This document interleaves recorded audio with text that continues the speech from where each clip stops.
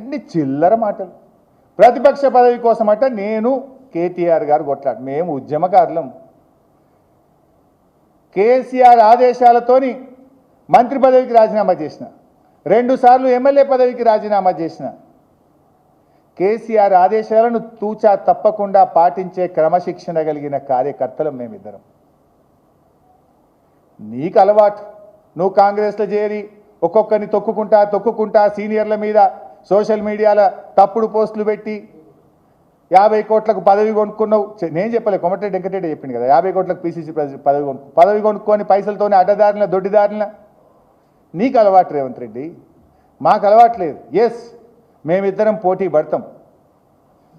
శనేశ్వరుల్లాగా ఈ రాష్ట్రానికి పట్టిన నీ పీడను తొలగించడానికి, నిన్ను దించడానికి పోటీ పడతాం.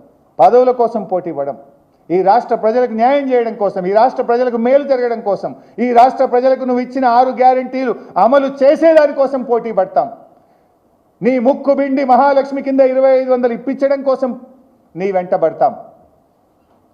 రైతు రుణమాఫీ పూర్తయ్యేదాకా నీ వెంట పడతాం. రైతులకు 15,000 రైతు బంధు డబ్బులు పడేదాకా పోటీబడి నీ వెంట పడతాం. మాకు కుమ్ములాటలు లేవు, నువ్వు చాలా ప్రయత్నాలు చేస్తావు, దింపుడు గల ఆశలు పెట్టుకోకు. We are all. బీఆర్ఎస్లో ఉండే కార్యకర్తలు, నాయకులు అందరిది ఒకే మాట, ఒకే బాట. మా మాట కేసీఆర్ మాట, మా బాట కేసీఆర్ బాట. మా అందరి ఆశయం కేసీఆర్ను తిరిగి ముఖ్యమంత్రి చేయడమే.